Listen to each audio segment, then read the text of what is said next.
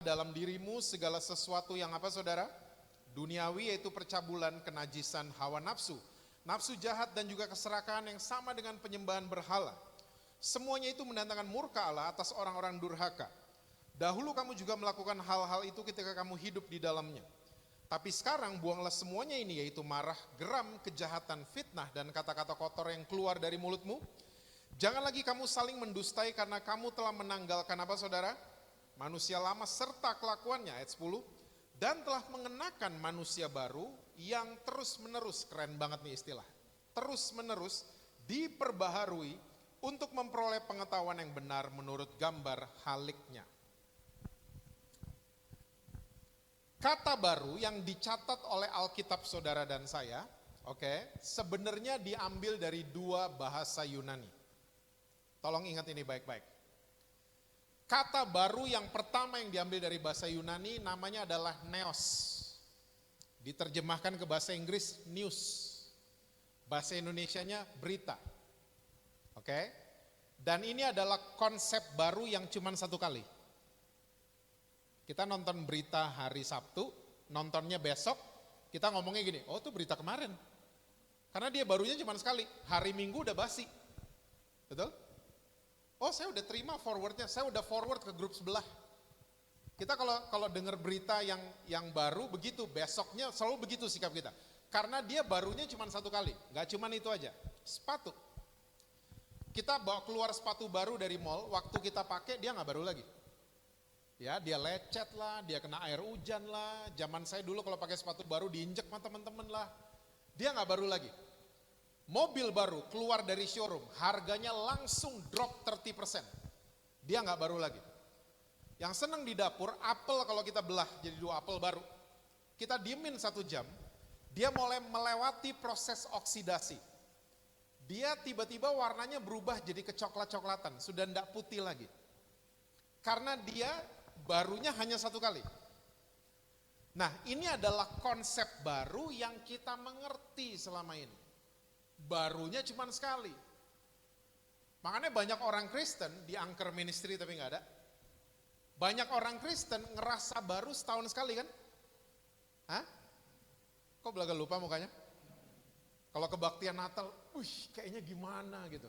Kebaktian tahun baru, kayaknya kita ngerasa baru. Karena di kepala kita, baru itu cuma sekali. Jahat banget kalau ngomong setahun sekali ya, seminggu sekali lah.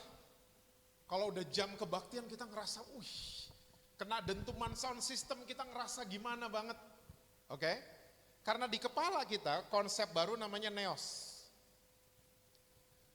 Sementara konsep baru yang Yesus bawa buat kita semua, buat saudara dan saya, adalah konsep baru yang diambil dari bahasa Yunani namanya adalah kainos. Apakah kainos itu? Kainos adalah yang tadi saya sebut keren banget istilahnya yang dipakai Rasul Paulus. Kainos punya pengertian adalah diperbaharui terus menerus. Ibu-ibu dapat tas LV baru tiap hari kira-kira gimana? Sampai enek-enek loh. Dapat Toyota baru tiap hari gitu kita. Gimana? Rasanya gimana? Nah surga tuh begitu. Saudara dan saya diperbaharui terus menerus. My goodness, kita nyanyiin kok lagunya. Sayangnya kita gak menghidupi. Cuma nyanyi doang, bahwa kasihnya Yesus selalu baru tiap tahun, tiap bulan, tiap pagi. Kita nyanyiin tapi kita gak hidupin. Kita gak percaya sama gitu-gituan. Percaya saudara, waktu saudara kepleset, saudara diperbaharui lagi sama Tuhan Yesus. Waktu saudara jatuh dalam dosa, saudara diangkat lagi sama Tuhan Yesus. Karena kita masuk dalam kainosnya. Baru yang terus menerus. Wah, saya tahu tuh muka saudara. Kalau gitu boleh bikin dosa dong tiap hari. Kan saya diperbarui terus tiap hari. Nanti kita akan bahas sampai ke situ ya. Nah, ada 2 alasan saya mau sharing buat saudara. Karena waktunya terbatas. Ada 2 alasan kenapa banyak orang Kristen mereka sulit jadi baru. Yang mereka pakai jubah manusia lama terus. Ya, mereka sulit jadi manusia baru.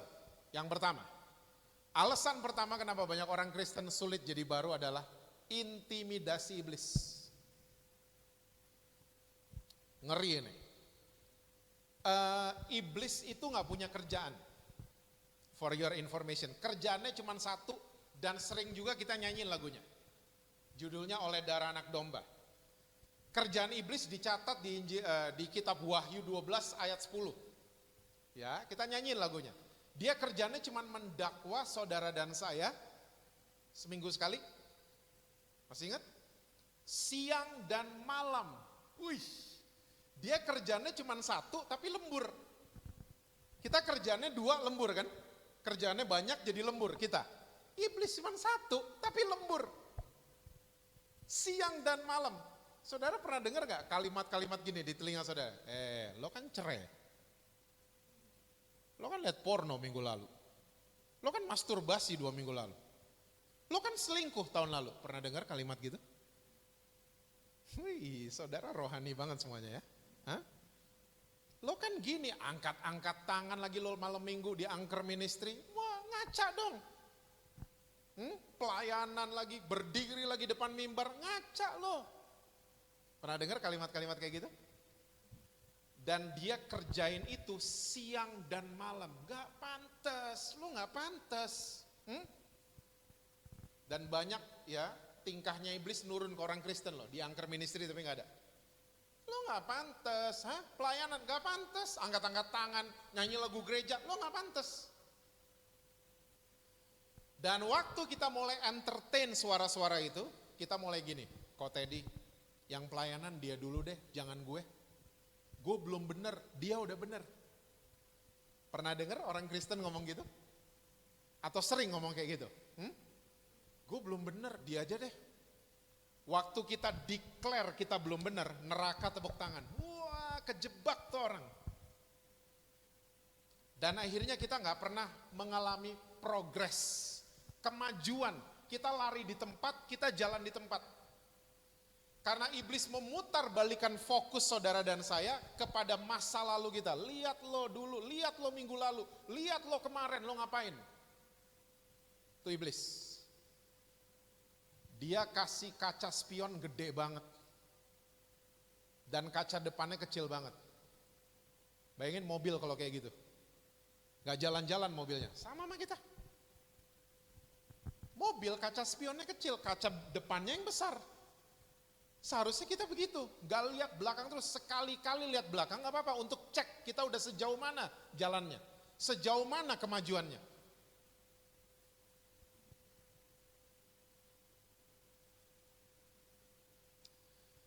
Rasul Paulus, gini aja dulu, waktu saudara dan saya bikin dosa, Roh Kudus langsung ingetin kita, nah kamu salah. Roh Kudus langsung ingetin. Kita minta ampun, selesai. Besoknya yang ingetin salah kemarin, siapa? Bukan Roh Kudus, bukan iblis. Lo kemarin ngapain? Hah? Saudara pajang ayatnya kan? 1 Korintus 13. Rasul Paulus di tengah kota yang dikuasai hawa nafsu, kota Korintus. Rasul Paulus dibukakan pewahyuan tentang kasih. Salah satu favorit saya adalah kasih tidak simpan salah orang lain. Keren banget. Gak disimpan. Dan ini istilah saya 22 tahun. Istilah saya adalah Yesus punya kejelekan. Tahu jeleknya Yesus? Lupaan. Dia selalu lupa dengan dosa dan salah yang kita buat. Oh my goodness, kita nyanyiin juga kok lagunya. Sejauh timur dari barat. Kita nyanyiin lagunya, tapi kita nggak percaya sama gituan.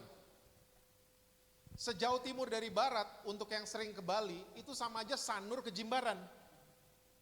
Terbit di Sanur, terbenam di Jimbaran, kagak kelihatan. Gak kelihatan sama sekali. Nah itu Tuhan membuang dosa kita. Sayangnya, jeleknya Tuhan Yesus gak nurun ke orang Kristen. Orang Kristen gak lupaan kan, kita ingetan masalah orang lain. Istri salah 10 bulan lalu, kita ingat sampai hari ini. Suami salah 5 tahun lalu, kita ingat sampai hari ini. Orang tua kita salah 30 tahun lalu, kita ingat sampai hari ini. Pertanyaannya simple, kalau kita suka ingat-ingat salah orang lain, Tuhan kita sebenarnya siapa? Kita bisa jawab, simple itu pertanyaan. Karena Tuhan Yesus gak seperti itu.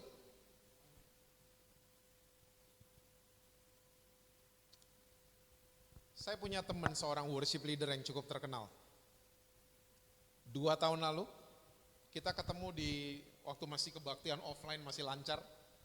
Kita ketemu di ruangan gereja, ada lounge gitu. Dia tiba-tiba cerita sama saya, dia bilang gini, Kak, dia manggil saya kakak, Kak, saya gak bisa keluar. Keluar dari mana saya tanya? Saya gak bisa keluar dari pornografi. Saya tiap hari harus 6 kali nonton. Tiap hari. Dan mungkin tiap hari kalau sempat bisa 3-4 kali masturbasi. Dan saya nggak bisa keluar.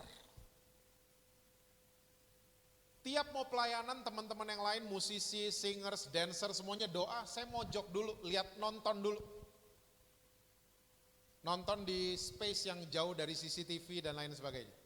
Habis nonton saya simpen handphone, shalom saudara-saudara. Saya tertuduh waktu dia ngomong gitu keluar air mata. Saya nggak bisa keluar, saya udah didoain mas semua. Semua pendeta terkenal udah doain saya. Tumpangin tangan udah, diuel-uel udah, pakai minyak udah, pakai mentega udah, semua udah. But still I cannot get out. Saya nggak bisa keluar. Saya bilang sama worship leader ini, kamu pernah mempraktekkan 2 Korintus 5 ayat 21? Apa itu Kak? Bahwa kita dibenarkan sama Tuhan Yesus? Maksudnya? Coba, setiap kamu nonton, kamu klaim dari mulutmu sendiri, I'm the righteousness of Jesus.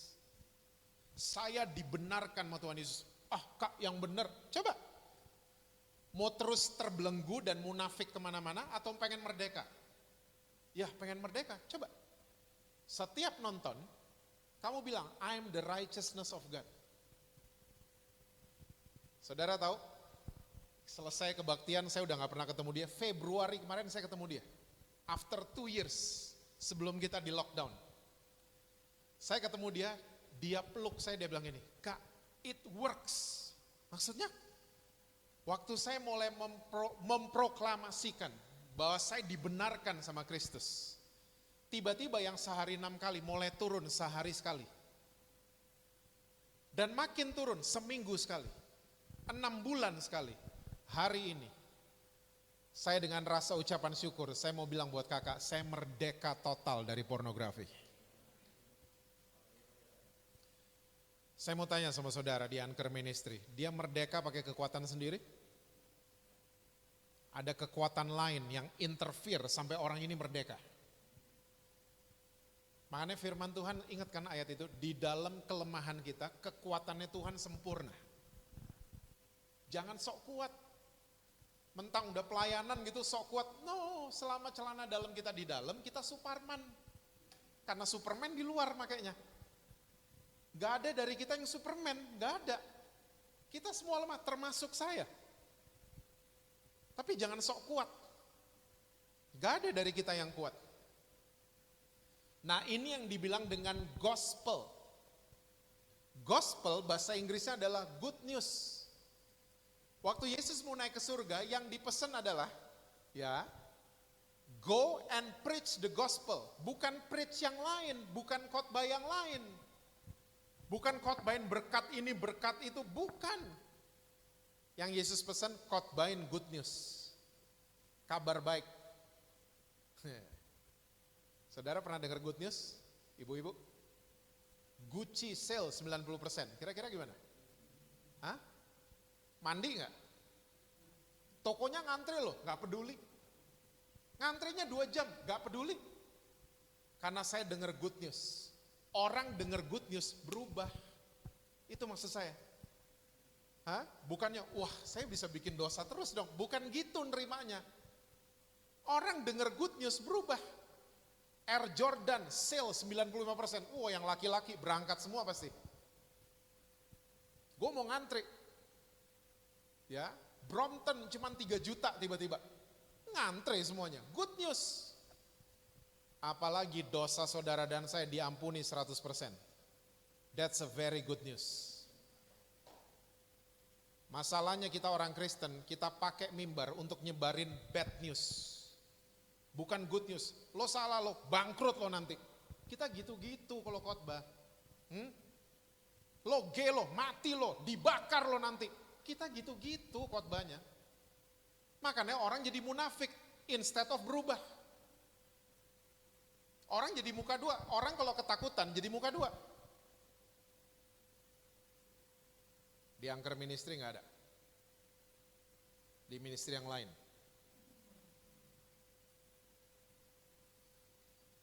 Intimidasi iblis, jangan di-entertain. Yang setuju bilang amin.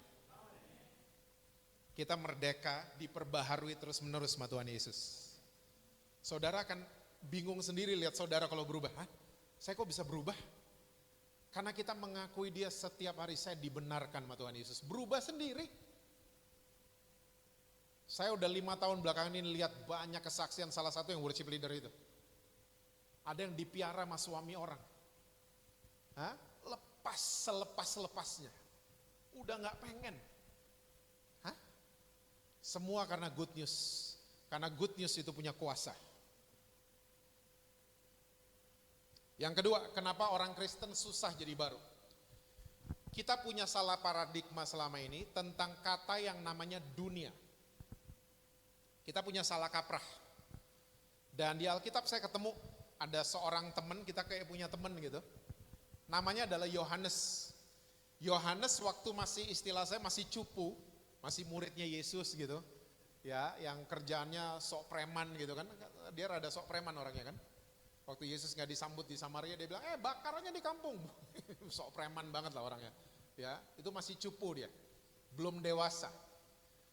Nah, waktu dia mengakhiri kitab Yohanes, Injil keempat di Perjanjian Baru. Kita lihat yuk, Yohanes 21, kita lihat aja. Yohanes 21 ayatnya yang ke-25. Yohanes 21 dia tatonya keren ya. Kamu tatonya keren. Saya juga ada soalnya. Oke. Yohanes 21 ayat yang ke-25. Masih banyak hal-hal lain lagi yang diperbuat oleh Yesus, tapi jikalau semuanya itu harus dituliskan satu persatu, maka agaknya apa saudara? Dunia ini tidak dapat memuat semua kitab yang harus ditulis itu. Oke. Dia mengakhiri tulisannya, dan di akhir tulisannya dia bilang masih banyak yang Yesus buat. Tapi kalau saya tulis semua, gak ada rak buku yang cukup. Kira-kira gitu. Gak ada perpustakaan yang cukup untuk nampung semuanya. Karena apa? Dia berpikir dunia itu tempat. Ya, tempat berbicara soal ruang, ya, luas dan lain sebagainya. Dia berpikir dunia itu tempat. Dan saudara mesti tahu, kata dunia adalah kata yang paling sering muncul di kitab Yohanes, Injil keempat di Perjanjian Baru. Masih ingat kan ayat yang terkenal di Alkitab kita, Yohanes 3 ayat 16, karena begitu besar kasih Allah akan dunia ini. Yesus di depan Pontius Pilatus, bahasanya Yohanes begitu, kerajaanku bukan dari dunia ini. Yohanes yang catat. Oke? Nah, kata dunia adalah kata yang paling sering muncul di kitab namanya Yohanes. Nah, Yohanes berpikir dunia itu tempat. Well, malam hari ini tolong ingat baik-baik, dunia bukan tempat. Yang tempat itu namanya bumi. Ingat baik-baik ya. Makanya bahasa Inggrisnya beda. Bumi itu earth, dunia itu world, beda. Terus dunia apa? Dunia adalah sistem yang ada di planet bumi. Oke? Bosnya namanya iblis. Hati-hati. Dunia adalah sistem, makanya waktu iblis mencobai Yesus, kita mungkin gak sempat buka semua ayatnya. Ya, itu dicatat di Matius 4 ayat 8 dan 9. Iblis declare sama Yesus, kalau kamu tunduk sama saya kasih semua kerajaan dunia. Saya kasih buat kamu. Iblis begitu. Dia declare bahwa dia rajanya, kerajaan dunia. Makanya Yesus bilang, kerajaanku bukan dari dunia. Oke. Tapi walaupun kerajaan Yesus bukan dari dunia, dia mengajarkan saudara dan saya ya bahwa Allah Bapa mengasihi dunia. Makanya dia mengirim anak yang tunggal. Oke? Nah, makanya saudara, kalau saudara baca Alkitab saudara baik-baik, bahasanya surga buat kita pakai bumi, bukan pakai dunia. Ngeh nggak? Dari Kejadian 1, taklukkanlah bumi. Hah? Pengkhotbah 1 ayat 4 kalau saudara sering menghadiri seminar generasi. Ya, generasi yang satu pergi, generasi yang lain datang, tapi bumi tetap ada. Doa Bapa kami masih ingat? Jadilah kehendakmu di bumi seperti di surga. Masih ingat Wahyu 21? Nanti saudara dan saya akan mengalami langit dan bumi yang baru. So jelas bumi itu adalah tempat, tapi ada sistem di dalamnya, bosnya namanya iblis, namanya sistem dunia. Nah, kita akan sulit menaklukkan bumi kalau kita terjerat sama sistem dunia. Makanya tadi Rasul Paulus masih ingat di Kolose 3 ayat yang kelima, matikanlah segala sesuatu yang duniawi. Pernah dengar dia kebaktian si rajin tapi duniawi, pernah dengar? Dia pelayanan tapi duniawi, pernah dengar? Nah ini, pelayan Tuhan sekalipun bisa hidup duniawi, bisa. Cuman di sini aja nggak ada, bisa. Nah, untungnya Yohanes berubah. Saudara tahu kan, Yohanes catat lagi 3 kitab di ujung-ujung Alkitab kita. Dia berubah, waktu di situ dia udah berubah, dia jadi dewasa banget. Oke? Berubahnya di mana? Waktu Yesus mau terangkat ke surga. Yesus bilang, kalau Roh Kudus turun atasmu, kamu akan jadi saksiku. Ya, di mana? Yerusalem, Yudea, Samaria, sampai ke ujung bumi, bukan dunia. Yohanes berubah. Oh, bumi itu tempat. Hah? Coba kita lihat 1 Yohanes 5 ayatnya yang ke-19. Ini udah berubah semua nih dia.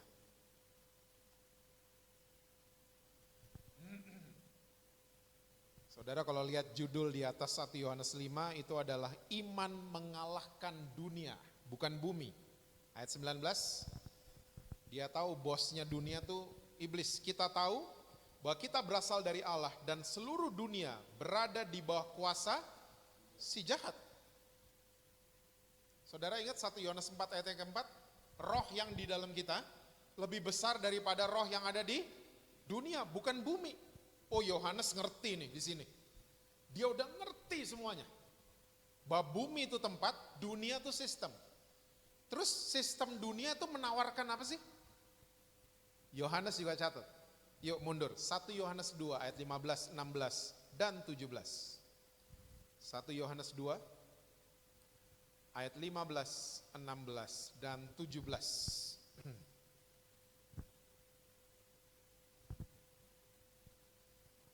1 Yohanes 2 ayat 15, 16 dan 17. Janganlah kamu mengasihi dunia dan apa yang ada di dalamnya, the system maksudnya. Jikalau orang mengasihi dunia, maka kasih akan Bapa tidak ada di dalam orang itu. Sebab semua yang ada di dalam dunia, yaitu, nah ini dia, keinginan apa saudara? Daging, terus keinginan mata, serta keangkuhan hidup, sombong, bukanlah berasal dari Bapa, melainkan dari dunia. Dan dunia ini sedang lenyap dengan keinginannya, tapi orang yang melakukan kehendak Allah tetap hidup selama-lamanya. Nah ini sistem dunia menawarkan ini. So, kita mesti punya understanding. Yang ditawarkan mas sistem dunia adalah keinginan daging, keinginan mata, ujung-ujungnya sombong. Jadi duniawi bukan satu dengerin Don Moon, satu dengerin Iron Maiden, bukan. Halo? Oh saudara gak tahu gini-ginian ya? Saudara Hillsong banget kayaknya mukanya. Duniawi bukan gitu, teman kita Code 21, wih duniawi, bukan gitu. Kita Kristen nih suka sok tahu gitu-gitu kan komennya kita. Hah? Satu minum air putih, satu minum red wine, wah duniawi gitu. Bukan gitu. Duniawi ini begini, ya orang yang pengen memuaskan keinginan mata, keinginan daging, ujung-ujungnya jadi sombong. Ya, be careful. Pelayan Tuhan, saya ngomong pelayan Tuhan aja deh, gak usah sebut nama. Ya, saya kenal banyak pelayan Tuhan. Hari ini, saya sedih banget. Diundang khotbah, minta hotel bintang 5, minta loh. Kalau dikasih gak apa-apa, minta sama yang undang. Saya minta hotel bintang 5, pesawat business class, 2 tiket, saya and my wife. Minta. Hah? Foto-foto, ya, mengatasnamakan ini berkat Tuhan, di-post di sosial media. Jemaat yang lihat, oh berkat Tuhan gini naik business class. Oh berkat Tuhan gini nginep di bintang 5. Jadi ngawur akhirnya kita semua.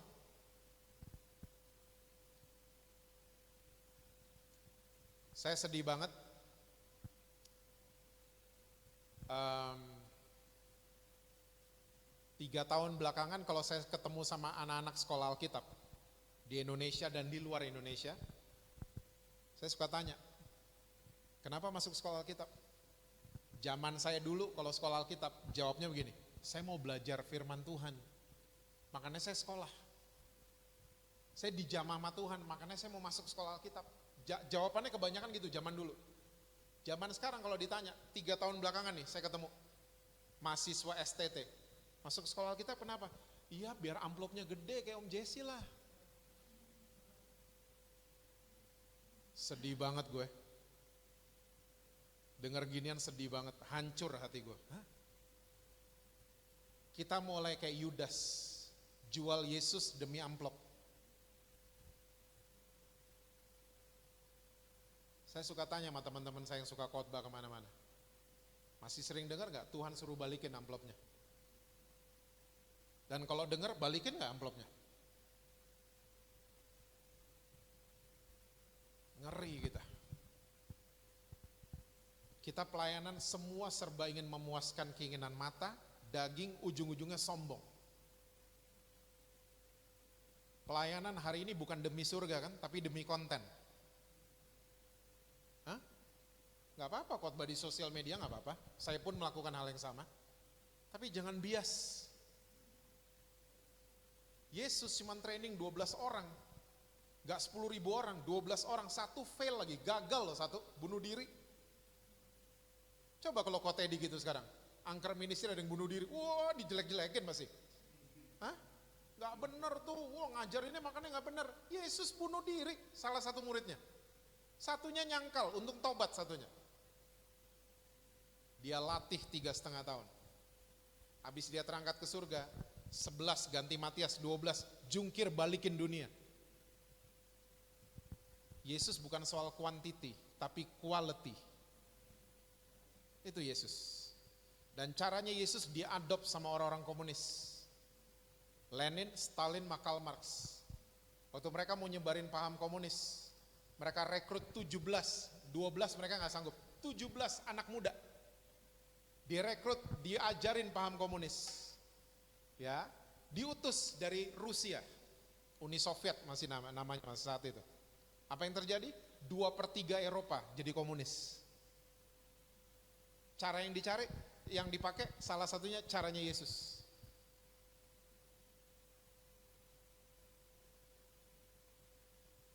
Terkenal tuh bonus. Follower kita banyak di sosial media itu cuman bonus. Intinya adalah pelayanan kita harus demi surga. Bukan demi konten. Bukan kita yang terkenal tapi kerajaan surga makin terkenal.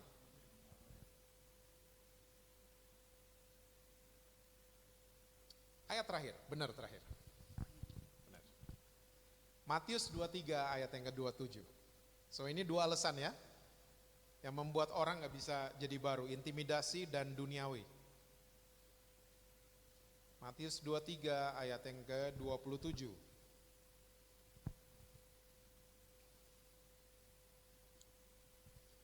Matius 23 ayat 27, ini Yesus lagi marah sama ahli Taurat, sama orang-orang Farisi. Celakalah kamu hai ahli-ahli Taurat dan orang-orang Farisi, hai kamu orang-orang munafik. Sebab kamu sama seperti kuburan yang dilabur putih, yang sebelah luarnya memang bersih tampaknya, tapi yang sebelah dalamnya penuh tulang belulang dan berbagai jenis kotoran. Kita udah sering membaca ayat ini. Tapi kemarahan Yesus ini mengandung arti yang dalam banget. Oke? Dia spesifik mencela ahli Taurat dan orang Farisi, mereka kayak kuburan yang dilabur putih. Well, tolong ingat teman-teman semua di Anchor Ministry, dilabur artinya tuh dicat. Berarti ini spesifik banget, ahli Taurat dan orang Farisi dicela sama Yesus kayak kuburan yang dicat warna putih. Maksudnya apa coba? Masih ada orang zaman sekarang nyela temennya gitu, lo kuburan yang dicat putih lo gitu. Hah? Aneh banget nih, celaan aneh banget. Ya, lo cuman bersih luarnya doang, dalamnya penuh dengan kotoran. Ternyata dari zaman sebelum Yesus, zaman Yesus sampai hari ini, kuburan yang dicat putih namanya adalah kuburan pahlawan. Di Ancol ada pahlawan Belanda tapi. Kita punya orang Jakarta di Kalibata. Saudara nggak tahu Ancol juga ya? Hah? Saudara kayaknya nggak tahu apa-apa deh tadi. Hah? Iron Maiden nggak tahu. Hah? Kita perlu ngopi kayaknya. Well anyway. Orang Indonesia punya beberapa. Jakarta yang terkenal Kalibata. Mau lambangnya salib, mau lambangnya masjid dicat putih. Ya. Dan kita kalau ke makam pahlawan, saudara masih ingat kita ngapain? Saya ingat banget terakhir itu saya masih SMP. Kita study tour ke Kalibata. Yang pertama disuruh mengheningkan cipta, ya, moment of silence. Yang kedua suruh nyanyi Indonesia Raya. Yang ketiga kita disuruh hormat. Pertanyaan yang kita hormati itu apa sih? Gak apa-apa salah. Yang kita hormati adalah jasa itu pahlawan di masa dia masih hidup, di masa lalu. Kalau kita tanya ma itu kuburan, Pak Ahmad Yani bikinin saya underpass depan rumah dong, macet soalnya. Bisa gak dia? Kalau dia jawab bisa, yang nanya kabur pasti. Udah mati kok. Nah pertanyaannya, kenapa Yesus mencela ahli Taurat dan orang Farisi, mereka kayak kuburan pahlawan? Why? Ternyata jawabannya tolong ingat baik-baik. Ahli Taurat dan orang Farisi mereka adalah sekumpulan orang-orang yang selalu membanggakan the glory of their yesterdays. Kemuliaan masa lalu. Contoh, Yesus menyembuhin orang di hari Sabat. Yesus selalu menawarkan yang baru. Ingat kata ini yang sedang kita bahas malam hari ini. Yesus mau menawarkan yang baru, ditolak sama mereka. Dan alasannya selalu sama. Nenek moyang kami dulu bilang gak boleh nyembuhin orang di hari Sabat. Muridnya Yesus makan gak cuci tangan, mereka marah. Kalimatnya selalu sama. Nenek moyang kami bilang dulu gak boleh. Kalimatnya selalu sama. Nenek moyang kami dulu bilang gak boleh.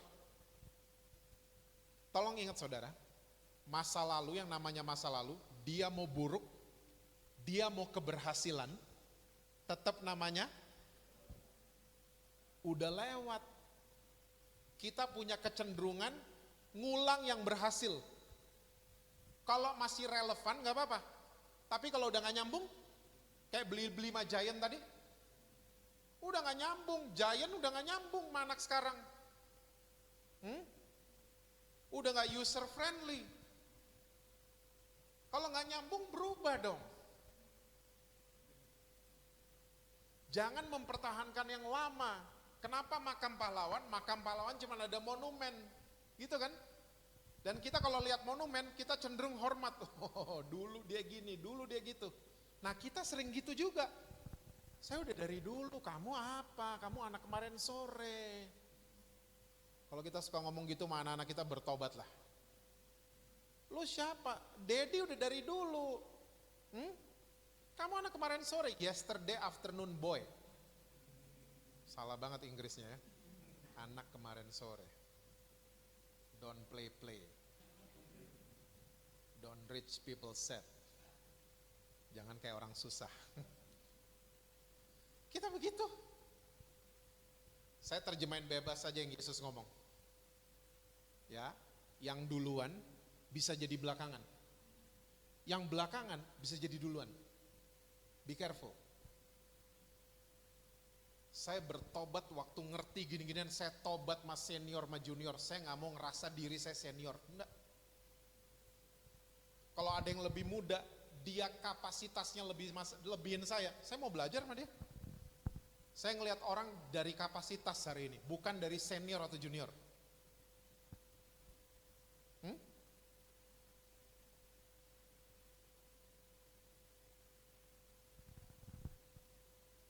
Kita perlu bertobat. Kita perlu memeluk hal-hal yang baru. Ada kebaktian new normal. Jangan marah-marah sama Tuhan. Mungkin Tuhan pengen bikin yang baru karena dia adalah Tuhan yang selalu membuat hal yang baru. Jangan pengen mempertahankan yang lama. Jangan bangga sama monumen yang kita bangun. Karena yang Yesus mau kita gak bangun monumen tapi bangun movement. Bukan monumen. Movement. Bergerak ke depan. Move on. Bayangin masa lalu buruk dijadiin monumen. Oh ini lebih kacau lagi. Sakit hati dijadiin monumen. Wah lu ya, lu awas lu ya. Itu ngeri kan? Makanya jangan hormatin masa lalu. Masa lalu mau buruk, mau berhasil, tetap namanya masa lalu. Oke, saya harus sudahin ini. Saya akan tutup dengan cerita dari Jepang. Jepang adalah negara yang berhasil dalam hal elektronik. Kita semua tahu lah. Ya. Merek-merek raksasa itu dari Jepang. Sony lah, Toshiba lah, Sharp, Panasonic dan lain sebagainya. Dan saudara mesti tahu, di Jepang ada budaya kalau perusahaan sudah established, ya, top manajemen harus orang tua. Untuk orang-orang tua yang lagi nonton di Facebook Live atau siapapun, saya adalah orang yang mengasihi orang tua. Jangan salah tangkap. Ya, saya sayang sama orang tua. Saya kadang-kadang bingung saya ada di generasi mana. Karena saya ngobrol sama teman-teman anak-anak saya nyambung, ngobrol sama oma opa juga nyambung. Ya, so saya menghormati orang-orang tua. Nah, tapi kalau orang tuanya nggak pernah mau berubah, nah ini yang masalah. Tapi tetap firman Tuhan, kita harus hormat sama mereka. Bukan denger-dengeran loh sama mereka, hormat sama mereka. Mungkin beda pendapat, tapi hormat tetap sama mereka. Jangan jadi sok tahu. Oke? Nah, di Jepang budayanya kayak gitu, top manajemen harus orang tua. Dan tiap yearly meeting, rapat tahunan, mereka naik gunung, bawa minuman keras, bawa perempuan dan lain sebagainya, pesta pora, karena mereka menganggap mereka raksasa dunia dalam bidang elektronik. Planet bumi ini mereka yang menguasai pokoknya. Jadi cara-cara yang dipakai adalah cara-cara yang sama. Mereka nggak sadar. Satu hari 10 tahun lalu, negara tetangga Jepang namanya Korea Selatan. Kumpullah beberapa anak-anak muda, cinta Tuhan Yesus mereka. Dan mereka mulai brainstorming tentang teknologi baru. Dan akhirnya mereka keluarin teknologi baru namanya smart. Hari ini singkat cerita aja. Hari ini saudara kalau ke mall, masih lihat Sony? Masih lihat Toshiba? Yang kita lihat di semua mall Samsung. Bumi kayak dijungkir balikin sama teknologi namanya smart. Smartphone, smart TV, Korea Selatan yang invented. Bukan Jepang. Yang duluan bisa belakangan, yang belakangan bisa jadi duluan. Kenapa bisa begitu? Karena yang duluan selalu adalah orang-orang yang embrace with the new things. Memeluk hal baru yang Yesus buat. Itu. S20, canggih. Saya udah punya. Bisa matiin mesin cuci. Caranya gimana? Telepon ke rumah, Mbak tolong matiin mesin cuci. Saudara terlalu serius.